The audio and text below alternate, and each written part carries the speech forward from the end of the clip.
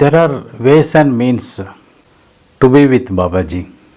Several ways are there. Namaste. Hope everybody, especially those who are religiously following the Kriya Kundalini Awakening, Kriya Kundalini Jagran, Hindi as well as English version of the programs are in a sort of blissful state. Today this video assumes a little more important because we are at a particular juncture where we can correct ourselves by doing some physical acts when we are in physical body. From tomorrow the Pitru Paksha starts. There are ways and means to be with Babaji. Several ways are there.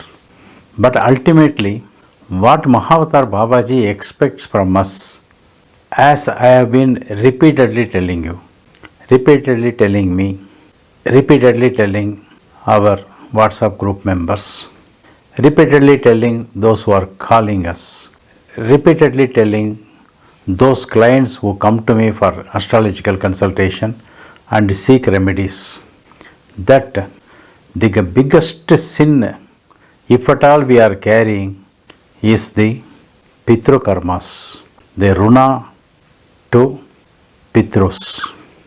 Our Shastras very clearly indicate Matru Devo Bhava, Pitru Devo Bhava, Acharya Devo Bhava, Atiti Devo Bhava. These are the four corners. A building has to be strong, then the foundation must be strong on all the four corners. These four entities can never be ignored at any juncture. There are umpteen ways of worshipping God. You can go to any temple on any date, anywhere, and do the puja. You can opt for Maruti, Hanumanta, Sanishwara, Angaraka, Rama, Krishna, Vishnu in any form, Shakti in any form, Lakshmi in any form, Ganapati, Shanmuga, Subramanya, Ayyappa, Mahakali, Kali. You take any names, any name of hundreds and hundreds of gods are before us to worship on all the days. There will not be a date or day when we will not, there cannot be a day where we forget our mother, at least to remember.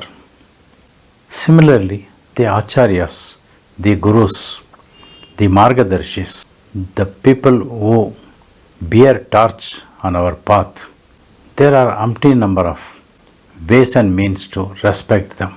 Anytime you can go and pay your reverence and respect to the Acharyas. Anytime you can invoke your mother. Anytime you can approach any god. We are going to temple. We are worshipping. We are going to friend's house. We are meeting them. We are going and meeting some ministers, some officers. Get things done. But Pitrus are a totally a different connotation, different angle, different setup itself. It is specifically Pitru Paksha will start in the month of Bhadrapada or Simha Masa after the Purnima is over. The next day of Purnima, Prathama, the whole 15 days is specifically allotted for Pitrus. What does it mean? During these 15 days, the Pitrus, those who were with us, those who are not with us now, are those people who are in the different world. From the Bhuloka to the Pitruloka they have gone. They have disappeared from us, but they have not gone. When you boil the water, you put 200 ml of water, boil it for 10 minutes, it becomes 120 ml. 80 ml has disappeared. It has not gone anywhere. It has become a stream and gone up. In the same way, they have gone to a different loka, different world. All those Pitros come back to our house in search of us. How they come? Invisible to us. They ask us to give them only two things. Other than that, nothing they ask from you. But when you worship a god or goddess, you have 108 or 1008 ways of decorating the god, offering food, variety of fruits, variety of sweets, variety of eatables we offer. But Pitros never ask anything other than rice, pinda, and jala, water. They come in search of us. During ordinary Amavasya days, every month, we do Tarpana, in which we invoke 6 plus 6, 6 departed souls from my father's side, 6 departed souls from my mother's side, 12 numbers, 12 number of souls. But in Pitrupaksha, they come at least 200 souls in search of us. We may say that they are not visible to us. I do not know of them. How will they identify? How it is possible for them to identify me? Let us take two examples. One, Manasa Sarovara, there is a bird called golden swan. It has got one unique quality. The Manasa Sarovar in the Kailash range is about 10,000 feet. On some occasion, or 50% of in a year, the water in the lake in Manasa Sarovar becomes static, becomes solid, becomes frozen. The swan cannot swim there and they cannot live there also.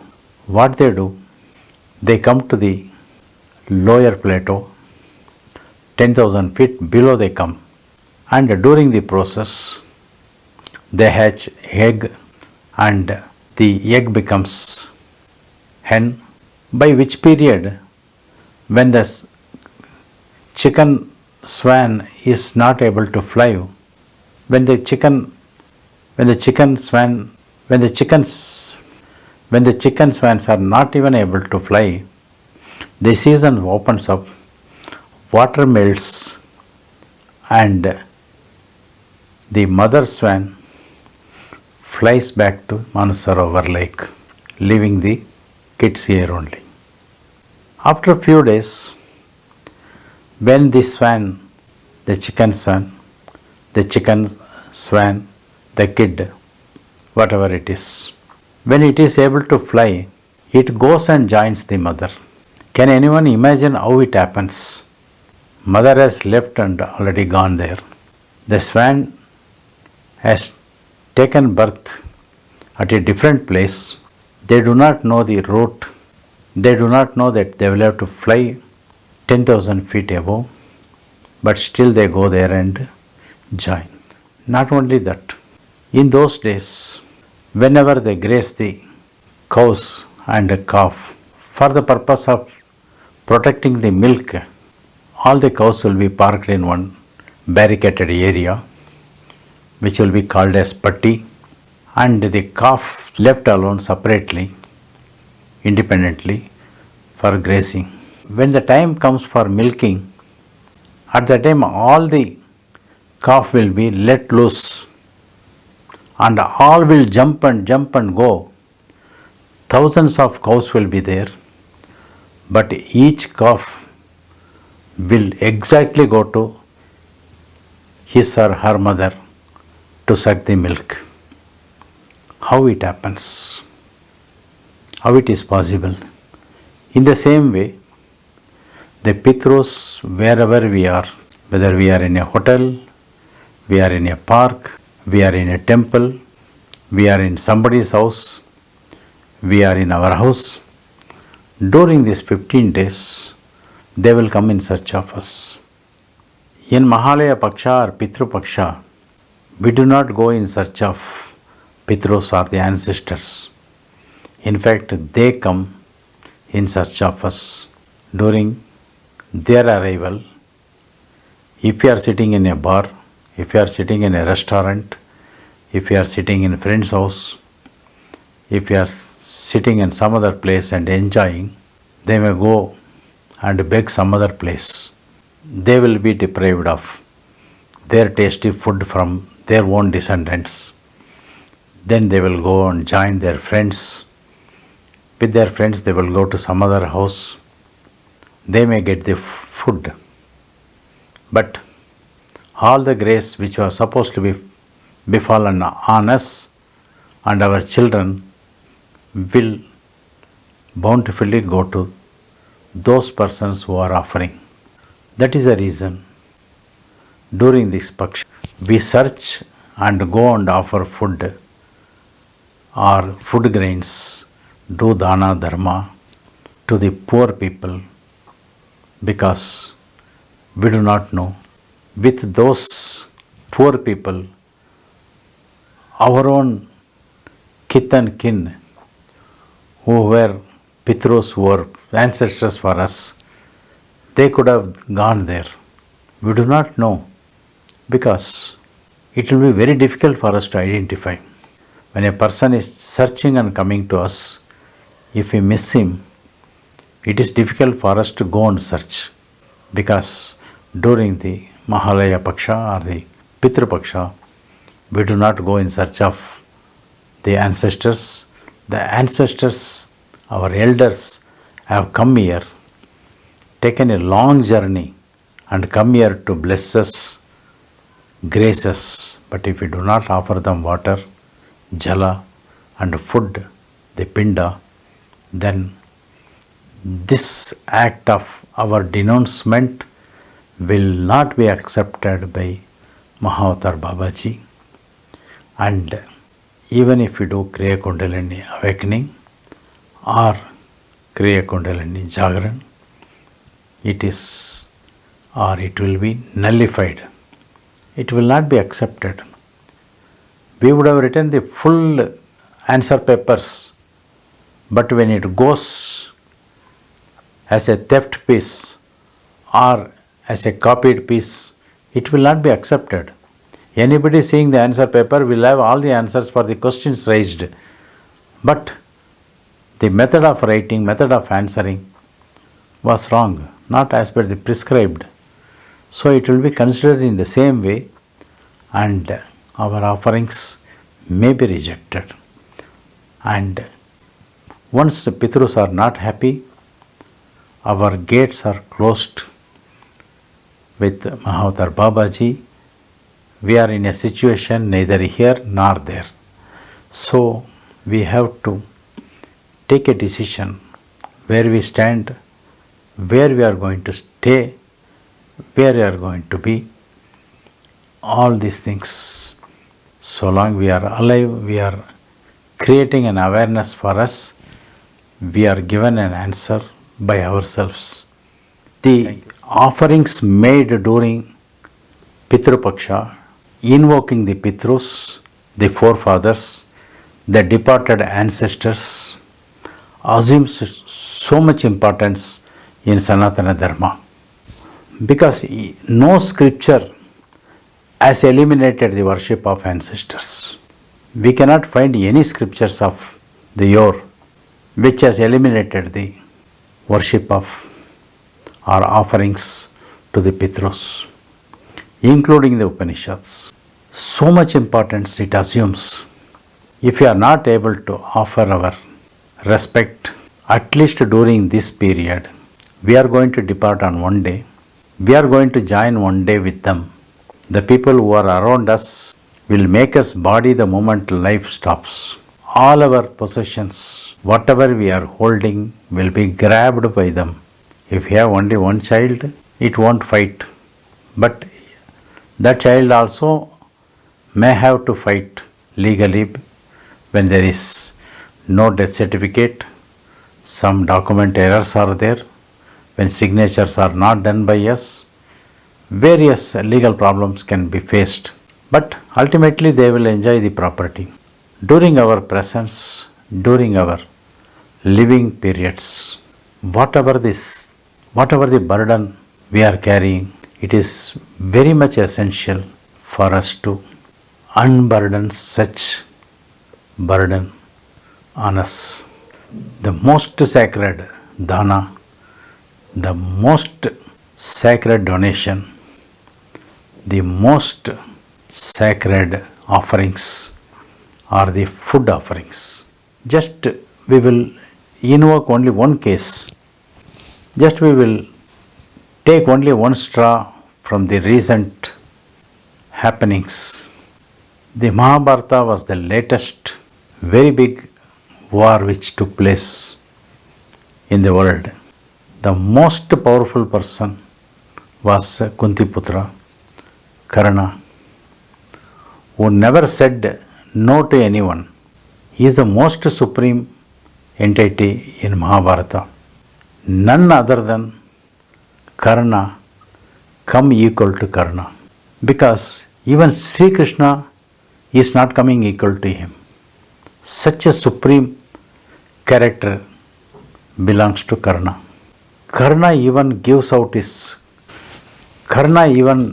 in donation his kavacha and kundala, that is the earbuds, as well as his chest covering, which was an armor with which he was born. Nobody on earth has born with the armor, but Karna, being the son of sun god, he was born with armor. Until that armor was with him, he could not have been defeated by anybody. Most of us know about it. But in the war field, when Karna was killed by Arjuna, Karna doesn't have weapon, doesn't have money, doesn't have anything with him. At this critical juncture, Sri Krishna appears before him and asks him, I want dana. He comes in the form of a sannyasin and asks Karna, I want dana. Because Karna has never said no. Karna says, I do not have anything to give. You tell me anything, if I have, I will definitely give. Sri Krishna, in the guise of sannyasi, asks Karna, whatever virtues you have gained so far by donating, by giving alms, by giving dana dharma, all those virtues, what you have gathered, why not you give that one to me? Karna is not at all hesitating, but asks another counter question with Krishna. But to give that virtues to you, I need some water. But in war field there is no water. Then Sri Krishna, who is in the guise of sannyasi, indicates him that you take your blood as water. Your blood is nothing but water. Then he takes blood from his body and gives it to him, Sarvamo Krishnarpanamastu. How it was possible? Now Sri Krishna appears before him and he says, in all the world you will have a place to go. He gives him a boon. Karna expires. Sri Krishna gets everything from Karna. Karna becomes nirvana. But unfortunately, when Karna goes to the heaven, he is being pushed to the hell. When he is pushed to the hell, he was given a view, wonderful view or pathetic view of the Naraka Darshana. Then he asks, I have renounced everything, even my virtues I have renounced and I have given as donation. Why I am in the hell? For which he gets an answer that he has done a lot of donations, but he did not do the donation of food, for which an option is created by the gods. And he is sent back to earth. Go there and complete your Annadanam, food serving, and come back. When Karna comes back to earth, the kind of donations he made, the kind of help he has given to many people have become richest because of Karna. So many people are coming and offering so many things. They just pour on his foot everything, because what they gave to Karna is only a peanut for them, because so much they have earned out of Karna. They pour everything on his foot. Karna is able to do Annadanam. That 15 days of his stay on earth is considered as the specific days allotted to the Pitrus. Sri Rama, Sri Krishna, they are embodiment of God. They are avatars. They are avatars of Vishnu. But whenever they come in human form, they also do not escape offerings to Pitrus. The Pitru Runa is very big. You will never enjoy anything. I repeat, you will never enjoy anything. Maybe if you are cultivating the habit to your children, they also will not enjoy anything. If at all you are offering something during the Pitru Paksha to the poor, or if you are involving yourself in the rituals, what is to be done, then it is because of the virtues of your grandfather, your great grandfather, your forefathers who have done virtuous, because of which such a golden opportunity is available to you and me. If we are not giving education to our children will suffer. They may not have quality childrens. The children may have lot of medical defects. They may have to face lot of unexplainable, unthinkable, unimaginable sufferings at a critical juncture of their life. This will be visible to everyone, provided we are increasing our awareness, we are spending some time with the divinity. This is what repeatedly Babaji is telling. Those who want to be with me, please come Nirvana. Do not hold the debts of others. Do not be a due to others. Do not come with your debts books. Do not come to my door when somebody is behind you asking for the Runa. Because the moment you enter, I accept only the zero. I accept only the puja. I accept only the nirvana. This is the only way to be with Mahavatar Babaji. All those misdeeds what we have done, we can wash. We are washing by awakening ourselves through Kriya Kundalini awakening, through Kriya Kundalini Jagran, and various other programs which are thrown before us by Mahavatar Babaji and 18 Siddhas. But having done everything, if we fail our due offerings to the Pitrus, our ancestors, we will not escape. We will be in a situation we are neither here nor there. Such a situation none of us should face. Please accept this as a fact. During the Pitru Paksha, Mahalaya is a gathering. The Paksha denotes the 15 days. Masa denotes 30 days. Vara denotes 7 days. Varsha denotes 365 days approximately. This Paksha, Mahalaya, Alaya means gathering. Mahalaya means the mass gathering. The mass gathering of the departed souls come in search of us. They need not be our forefathers. Why we are offering to the poor during these 15 days is very particularly, for example, my father or your father is having another lady and he has spent some life with her, children are born. In no way we can denounce them, because happened is happened. The blood and the cells of our father is running into their body.